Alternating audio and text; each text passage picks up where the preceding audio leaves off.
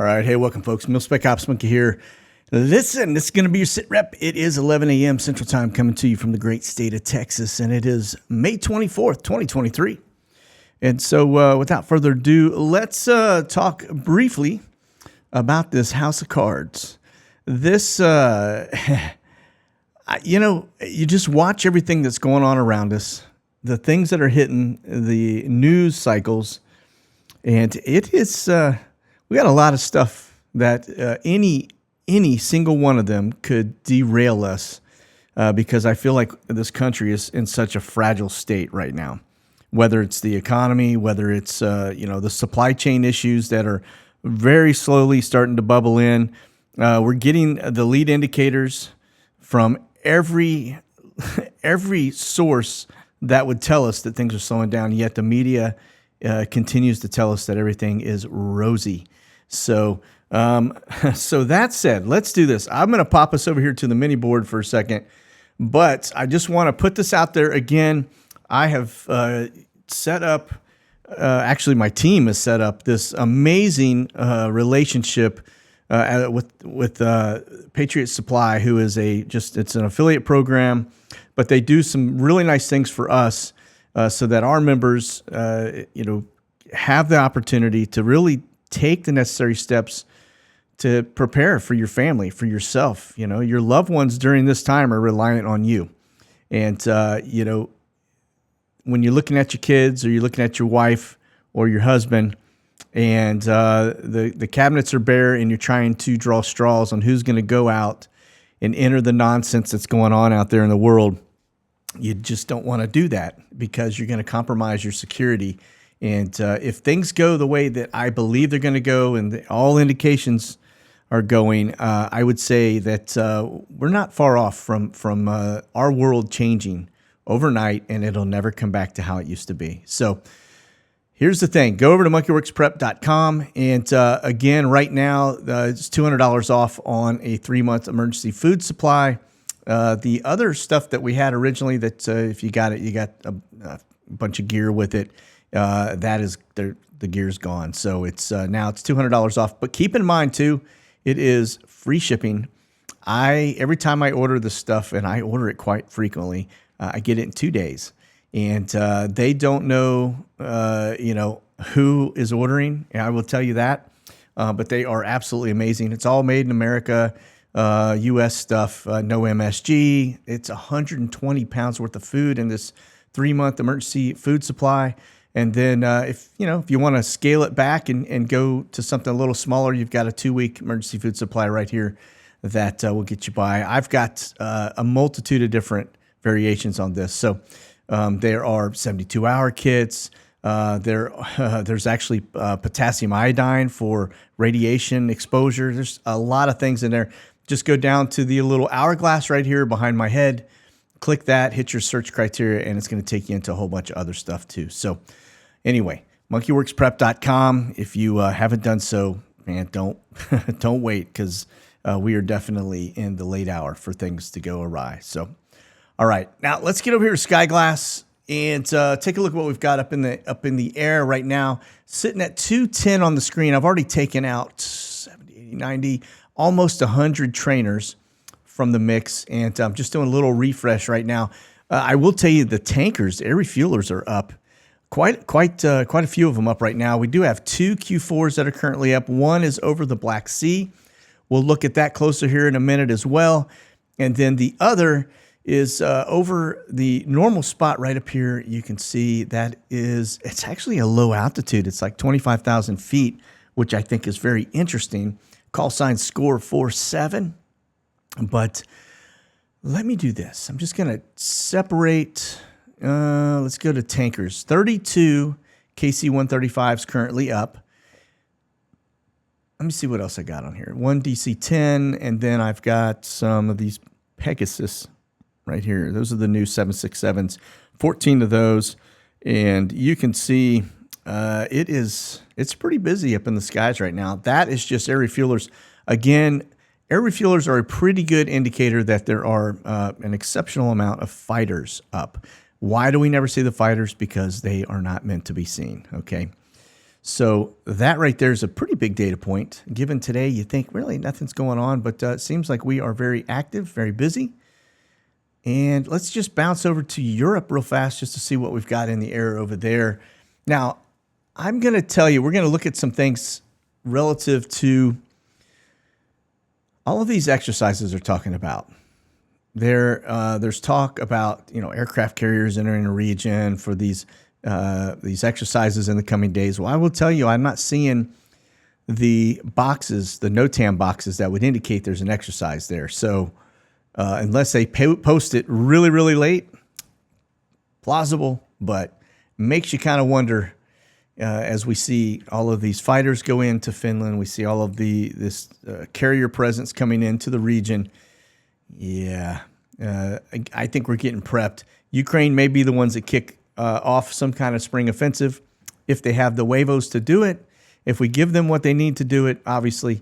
But I will tell you, NATO is going to end up getting engaged in that very quickly because this is not going to go to plan more than likely. All right. And then if that happens, you need all of those assets that are going into the region. So, okay, let's get into, let's see, we'll go over here to our watch list first.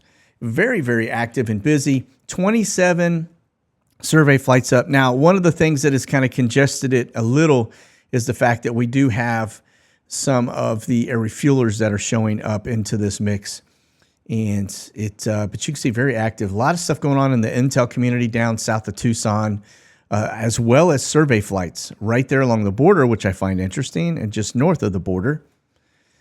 And then we've got our usual suspects there over Del Rio and more survey flights. Both of those last two I just showed, survey and Aerobiz LOC. And we get up here there. Raven Aerostar is still kind of hanging out over, let's see where that location is. That's over Oklahoma right now. But yeah. And then we've got a little Dash 8 there. It looks to be Homeland Security.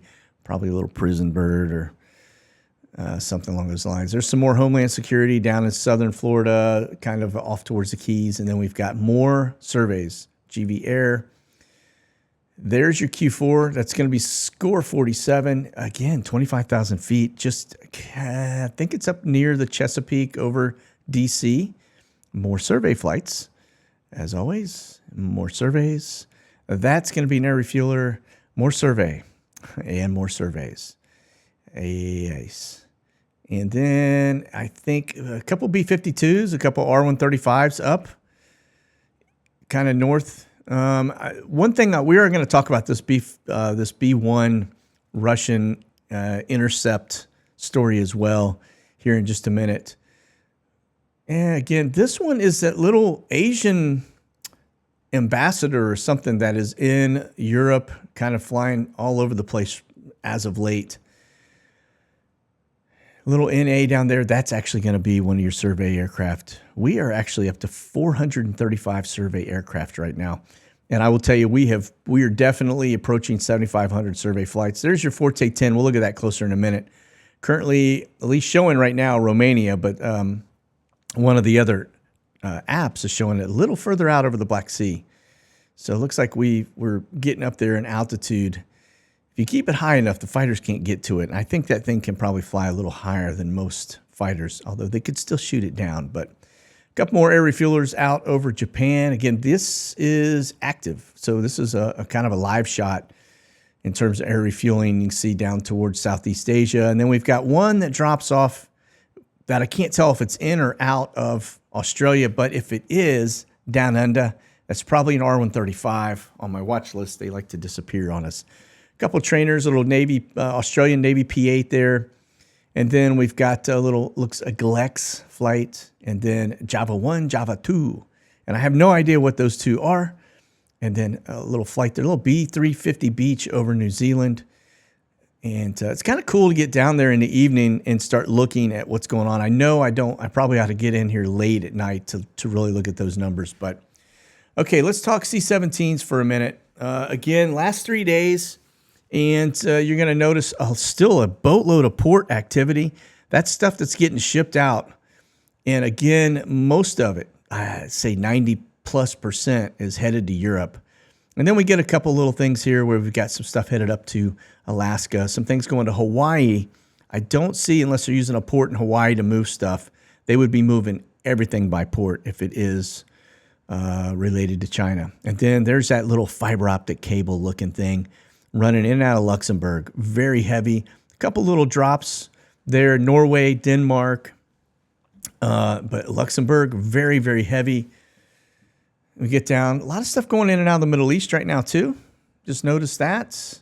Some stuff headed down into Africa, and then we get over here.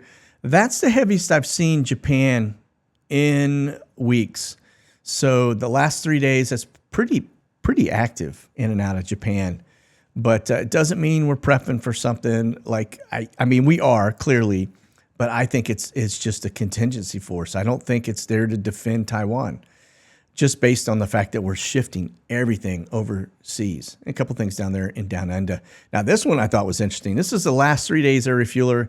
We kick it off Down Under, and you can see some stuff headed. Looks like it was going from Australia to Africa, east side of Africa, and then as we get up here, notice got some stuff, couple flights there coming out of Japan, down in Okinawa, and we get over here to Europe, quite active. Again, last 3 days, 294 air refueling flights in the last 3 days. Just notice the areas where they're hanging out, right? The little area that's doing the circles, that's where they're just basically feeding fighters in and out. Pretty confident those are fighters in Europe, more than likely. And then we get here. Notice we got some stuff that kind of drizzled down into South America, Central America. And then most of it, look at the amount in the last 3 days. These are traces. Now, keep in mind, these are air refuelers. Again, very good indicator of fighters. Of course, they refuel a lot of other things too, but a lot of fighters. But keep in mind that when you look at those trace lines, you are looking at 5-second increments.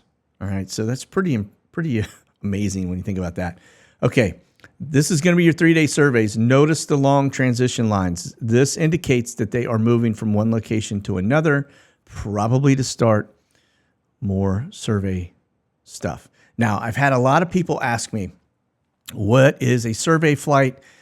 Historically, I'm going to pause it for a second because I want to just talk to this briefly. Historically, a survey flight is what governments, state officials, like your tax departments, things like that, will do over an area to basically do some type of an assessment. They've gone mostly to drones versus the aircraft stuff because it's more affordable and they can get really good eyes on things. But the drones have many of the same capabilities that these aircraft do as well. But a survey flight is just that. It's surveying land and buildings and anything else. They have a multitude of different capabilities, but think of it as they're flying over it with a very high resolution camera that is basically, I say camera, a video that is basically capturing all of the images as they go back and forth up and down this grid. Then if it's not just a camera, they could have different types of technology tied into that, like LiDAR, for example, that's going to give you more of a 3D image. The interesting thing about LiDAR is that you can strip away certain elements. So you can be looking at land contours, you can be looking at water, you can look at buildings, streets, all kinds of different things. And because it is LiDAR, you can actually manipulate that data a little better and give you more of a complete picture. From what I can tell, everything that I've found, surveys are typically conducted in October north of the equator. All right, so up here in the United States, it'd be October. So for us to have 7,500 survey flights worldwide in 75 days is staggering. That we're going to go ahead and hit play on this because we've added more to our quiver. We're up to 435 aircraft. And I'm going to just show you some of the stuff. There are areas over the Northeast that they continue to go over and over and over and over. And I don't know why. All right. I do know it's not state funded. Now, check this out. Notice some of these locations. That's Poland. We've got some stuff going on in Netherlands, Belgium. All right, survey flights. This is Europe now. Okay, so it's not just United States. We caught some stuff going on in Poland early on towards one of the bases and very close to the border of Ukraine. I don't know what they were looking at. But again, that we've caught them in Romania. We've had them down in Bulgaria. We've had them up in Latvia. Now, check this one out. This is over the city of Marino, up in the northern side of Italy. You've got stuff near Turin, it looks like. And then look at this over in Portugal. I'm sure Spain's doing it too. We just haven't found the aircraft yet. Granted, now, this is the last 3 days, and we're at 241 in the last 3 days. Look at this. Out over the water near Tanzania, Tripoli, gathering data. All right, and then we get over here. Let's take a look at Australia. Now, again, this may be the time of year in Australia where they do these. I have no idea if this is right. I'm just going to show you the data, and you guys being down there will know if this is the time. Somebody will speak up. But this is, look at this, Sydney, Newcastle. You get up north, up here near Brisbane. Even further north there was more. And then, again, last 3 days. So this isn't, I just captured some stuff from the last 6 months, 9 months. This is the last 3 days. Out here in Perth, these are overpopulated areas. That's the thing I think is the biggest key takeaway. Overpopulated areas. We know it's not state because it's global in nature and it crosses borders. And we know it's not USGS because they've already come out and said that where they are actually doing some of these surveys with helicopters, if they were doing them all over the U.S., they'd be talking about it. So this is more than likely from a U.S. perspective, DOD, could be NATO from a global perspective, because most of these countries that we're looking at are, definitely aligned with the United States. So I don't know. Like I said, we'll just continue to monitor, but eventually we'll probably figure it out, probably when it's too late. But that's where we are, okay? All right. Let me do this. I'm going to get back over here to our mini me board, and we're going to start getting into some of the data here for you. So now, we were just talking about the NATO countries. Again, if you look at some of the locations where we have seen these surveys, this stuff would make a little bit of sense, right? Because we know these guys, you talk about Portugal's part of it. There's a multitude of the countries that we are involved with that are doing these surveys. Australia is not in here. They're not a NATO country, but they are part of Five Eyes, which is, Canada, New Zealand, UK, United States, and Australia. And that's how they did the whole FISA thing with Trump, okay? Because they were able to spy using another country on a U.S. citizen, and then it wasn't U.S. spying on their own citizen. So, okay, now the one thing I do want to point out here is notice Sweden is not, at least on this map, they're not showing as, they're not part of NATO yet, okay? Finland is. Finland just got accepted in, so they need to definitely update this map, but Sweden is not. And they're one of a very large state, and they're not part of NATO, which is very interesting dynamic, especially being on the Baltic Sea. This whole thing seemed to go south about the time they started doing the investigation on Nord Stream. Something Sweden discovered during that time that probably said, we dipped our toe in the water on the whole NATO thing, and I think we're just going to bow out and fend for ourselves. So anyway, there you have it. Okay, let's move on over here to this. This is the Forte 10. Again, this is a Q4 drone. Altitude, let me get down a little further here. Let's see what this thing is, how high this thing is flying. I cannot.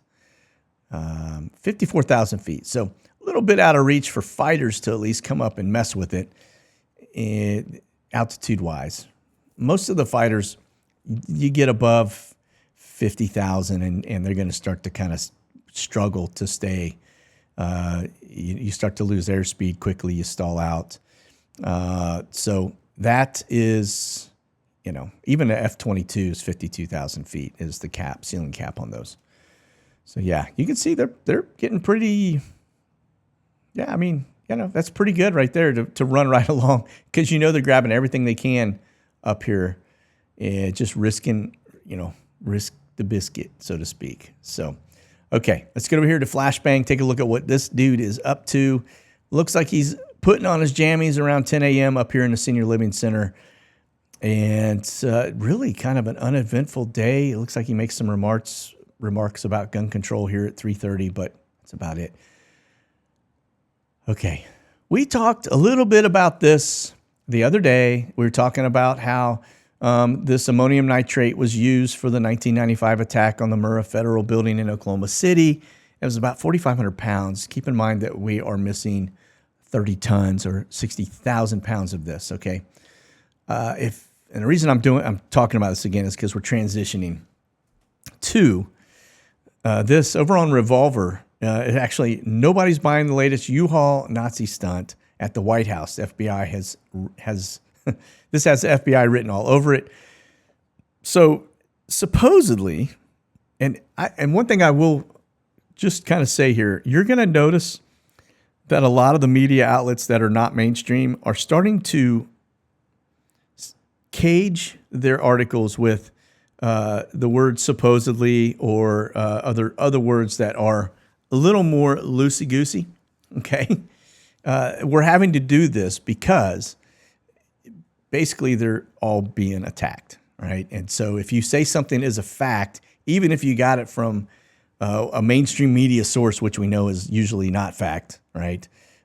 We end up getting dinged and they just shut you down, where they can't do that to the mainstream. So, okay, here's what happened. Evidently, this dude rolls up in a U-Haul box truck, Washington D.C., and basically rams a gate near the White House. So this is coming from the Secret Service, right? I guess evidently the driver intentionally struck the security barriers at Lafayette Square, and then of course they pull out all of this stuff. Here, as you'll notice in the picture, there is a Nazi flag that came out of the interior of the truck and some other stuff down here. But this is what they got. Notice nothing in the back. But as the story started to unfold and everybody was painting this as a white supremacy thing, obviously still thinking about the whole ammonium nitrate missing. Remember that the Oklahoma City incident actually took place when Timothy McVeigh drove a box truck. I don't know if it may not have been U-Haul, it may have been Ryder or something like that. But anyway, drove a box truck underneath the building and then detonated it. And allegedly, that's the other word, supposedly and allegedly. All right. So this is actually, this is the dude that did the drive up. Yeah, he looks pretty white supremacist for sure. His name is Sai Kandula from Missouri. And there's his Missouri driver's license. Probably not from Missouri, but he has a Missouri driver's license. Anyway, this is how it just, they start to paint a picture to set the precedents that, everybody, if you're basically white, you're a white supremacist. And you get just bucketed. And so anyway, big setup, I think, too. So keep your eye on the ammonium nitrate story because I have a feeling that's going to come back. All right. Pentagon can't account for thousands of ultra-expensive F-35 parts globally. I'm just going to tell you from somebody that was an insider to all of this, the way these operations work. I know a lot of people don't like Lockheed. I myself am not a fan of the company. Obviously, I worked there for 18 years, and I am very, very blessed to be away from that company. But I will say this. The government, especially when you start talking about the JPO, they will levy requirements onto a subcontractor or a major contractor like Lockheed. It's you can't, well, let's put it this way. They'll come in and say they want the entire buffet, and then they won't pay you. After you bid for the entire buffet, you will continue on down the path for about a year before they come back to the table and say, I don't need everything that you bid for me. I just need this little piece here. And oh, by the way, I'm just going to pay you for this little piece that we actually used based on actuals. So whatever you actually spent, that's what we're going to pay you. It's because our government acts as though they are, well, they're broke. Okay. And what they do is take full advantage of their contractors.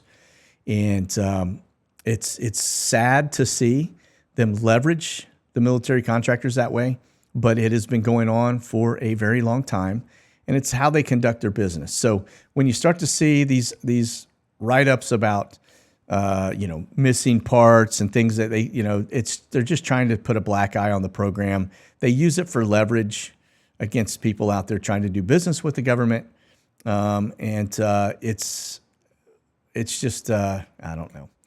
In my opinion, it's unfair business practices, honestly, the way that they conduct it. And I'm surprised that they've been allowed to conduct themselves in that manner for so many years. But it's the nature of the beast, and I get it. But it's definitely not always fair when they throw some shade at somebody, and it's really not warranted. So, but yeah, the spare parts stuff, they're talking about here that the fact that if we go to war, they're going to have a more robust supply solution for the F-35, which would be things like geopositioning inventory, much like they're doing now, forward operating bases or carrier support, just a multitude of different things that come into play when you go into war. You can't have fighters sitting on the ground waiting for parts, right? And so anyway, that's where this goes at the end of the day. But it's, like I said, when I see an article like that, it's kind of, you have to take it with a pinch of salt. So, okay, F-117 Nighthawk soaring over Alaska. Yeah, you thought these bad dudes were gone, and somehow they just keep flying them. It's amazing that these things are actually still in service and that they fly. The cockpit, you may remember when we had one shot down over Baghdad, that it was really very old school, like the equipment stuff that's in there. Now I'm sure they've been modifying them, but it's just amazing that they are still using them after they talk about getting rid of them, kind of like the A-10 Warthogs, right? We're going to mothball them, and then, oh, by the way, that was premature. We need to get them back. And then they spend a metric ton on trying to get them back up to service levels. Okay, this is going to be Swift Air. This is just a quick border look. Just want to point out the obvious here, and that is the fact that notice how many airplanes are actually north of the border. I got two headed southbound. Looks like one's headed way down south here into South America. But what I don't see are all of these should be actually turning people around and bringing them back. And instead, they are flying them to base locations. Now, that becomes evident when we get into looking at Biggs Armory Airfield, etc. So, all right, what's our dollar doing today? It looks like we have evidently some good news somewhere because this thing is continuing to climb. And it'll be amazing to see just how quickly it drops off when the news isn't good. So let's just keep our eye on that as we always do. And 103, that's actually starting to hit, get back up there. So this is one of the things I want to talk about briefly is the fact that we talk about this massive U.S. aircraft carrier is now sailing into Oslo for some NATO exercises. They're saying this is the world's largest aircraft carrier. And it sailed in on Wednesday, which is today, for the first for a U.S. ship, actually. And they're saying that they're going to be doing some exercises with Norway in the coming days. All right. Now, this is where I go, there's something's not right here. And that is because if I get over here on ForeFlight, I'm just going to point out if they were going to do some major naval exercises with Norway, you would see something out here that would indicate that we had a naval exercise. That looks to me like they are getting positioned, and they're going to call it an exercise, much like the jets that were flying over for this big event going on in Finland here in about 2 weeks, a very large fighter event, and again, exercise, but we'll see if a box pops up over Finland. It looks like that was the case, what they were trying to do. We do have a little box down here.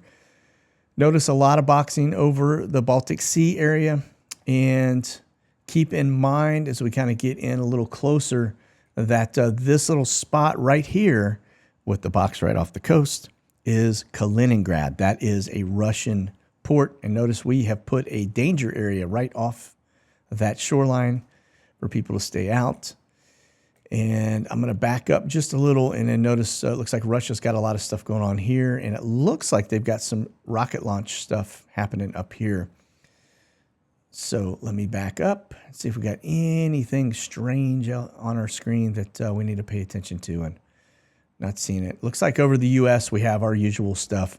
I don't see any travel for Flashbang anytime soon. Looks like he's staying at the Senior Living Center, a.k.a. the Brown Zone. Yes, and all that that implies. Okay, let's go up here to this area, and by brown, I do mean like swamp, like toilet brown. Okay, so when I say and all that that implies, that was not a racial, was not even alluding to that, but I just want to make sure I'm clear on that.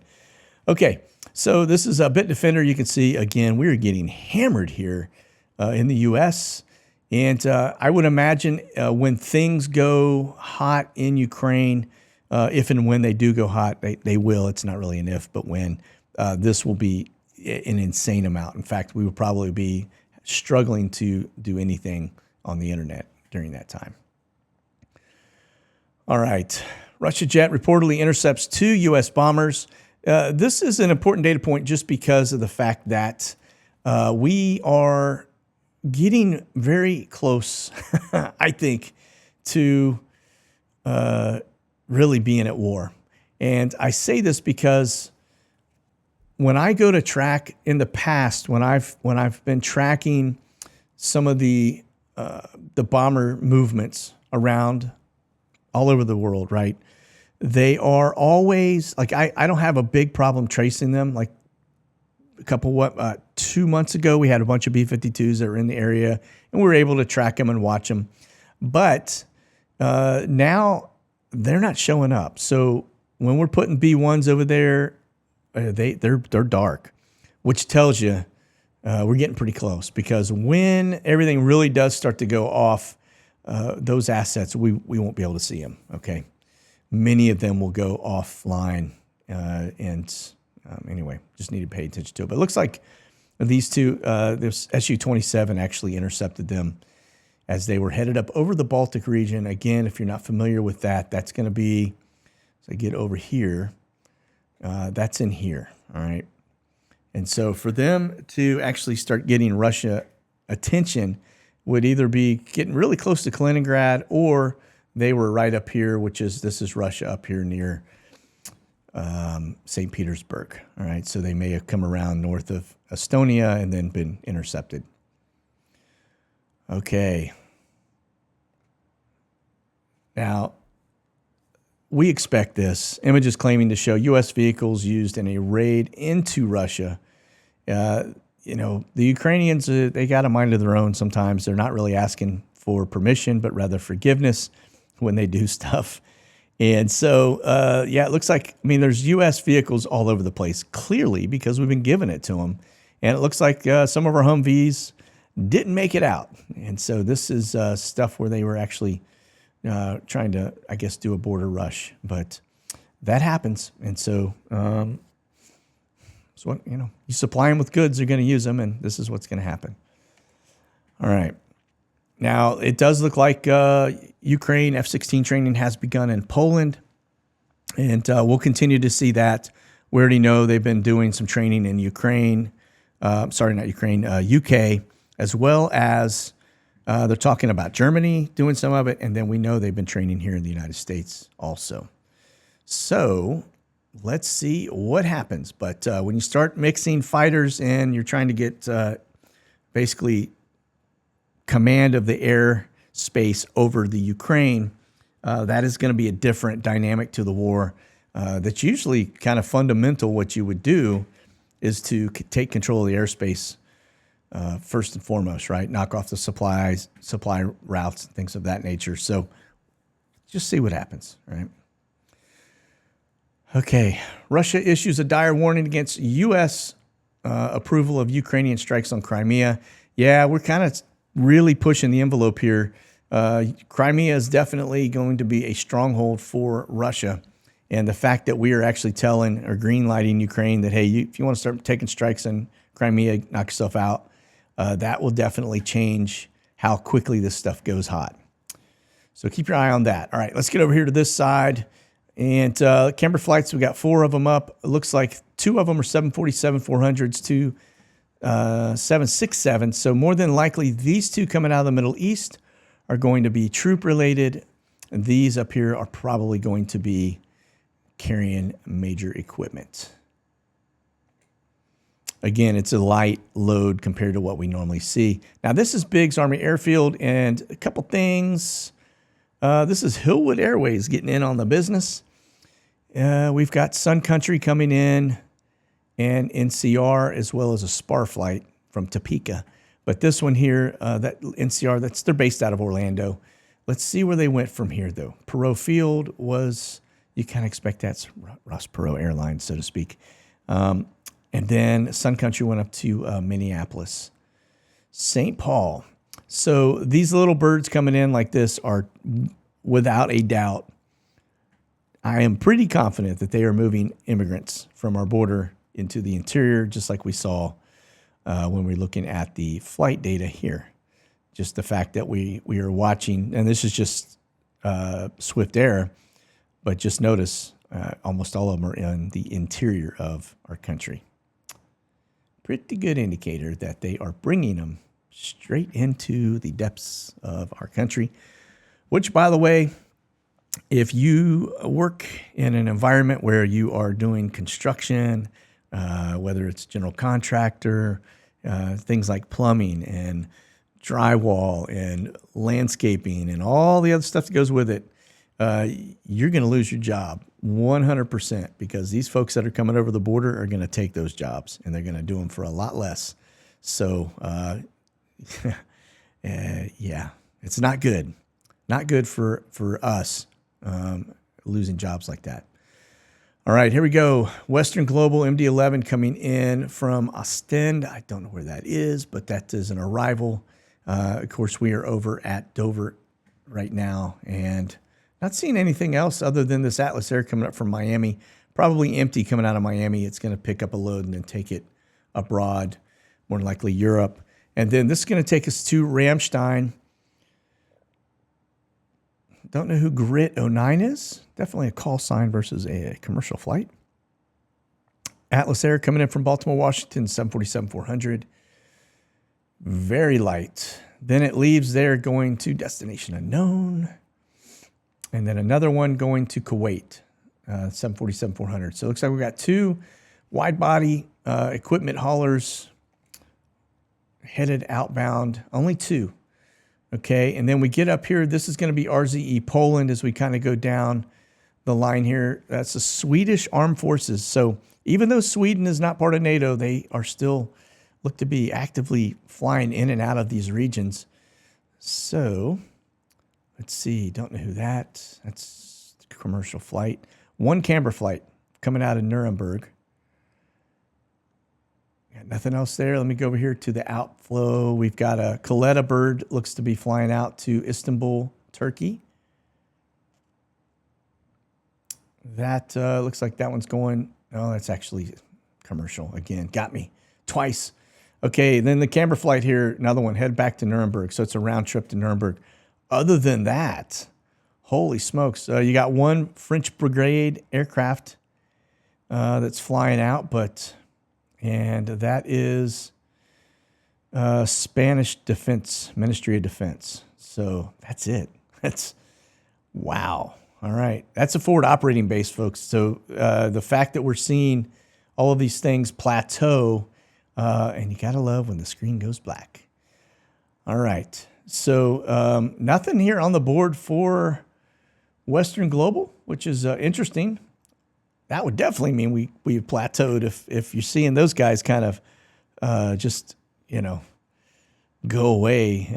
I don't know that they'll fully go away, but they'll be back. But today's, they've been flying, it looks like 7 days a week around the clock for months.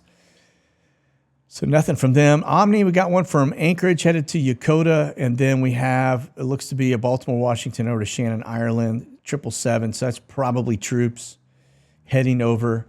And then here, last one up, this is actually going to be national cargo and got nothing. So really, for hump day, pretty light in terms of what we have been seeing in the past. Again, pretty good indicator that all the assets are really in place, ready to go for whenever this thing kicks off. I think it's inevitable. Don't think we're going to get out of it by any means. And then, of course, the survey stuff, which just continues to I don't know. I don't have an answer for that. I wish I really wish I did.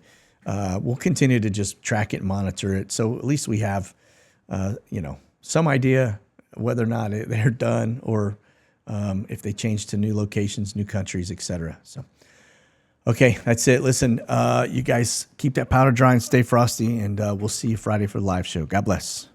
Monkey out.